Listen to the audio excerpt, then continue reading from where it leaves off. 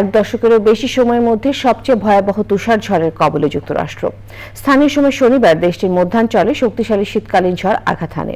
এতে কয়েক হাজার ফ্লাইট বিলম্বিত ও বাতিল হয়েছে।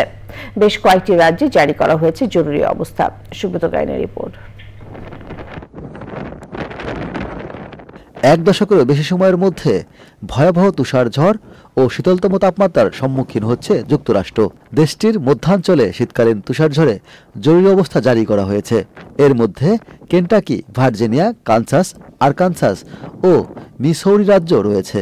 বিভিন্ন গণমাধ্যমের ভিডিওতে দেখা যায় ওই এলাকায় 2 ইঞ্চির বেশি তুষারপাত হয়েছে।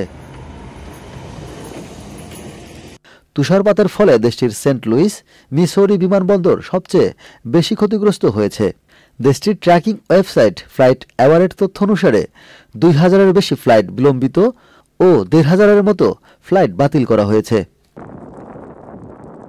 যুক্তরাষ্ট্রের 6 কোটি মানুষ তুষার ঝড়, হিমশীতল তাপমাত্রা ও ভ্রমণে মারাত্মক সমস্যার সম্মুখীন হবে বলে দেশটির আবহাওয়াবিদরা সতর্ক করেছেন। সুমেরু অঞ্চলের প্রবল বাতাস সহ এই ঝড় স্থানীয় সময় সোমবার পর্যন্ত যুক্তরাষ্ট্রের পূর্বাঞ্চলের অর্ধেক এলাকা গভীর বরফে চাপা পড়ার আশঙ্কা করছে দেশটির ন্যাশনাল ওয়েদার সার্ভিস NWS আরও জানায়, উত্তর মধ্য মিসুরি পর্যন্ত এলাকায় 15 ইঞ্চি তুষারপাত হতে পারে, যা এক দশকের মধ্যে সবচেয়ে ভারী তুষারপাত। রাজধানী ওয়াশিংটন 5 ইঞ্চি বা তারও বেশি তুষারে ঢেকে যেতে পারে।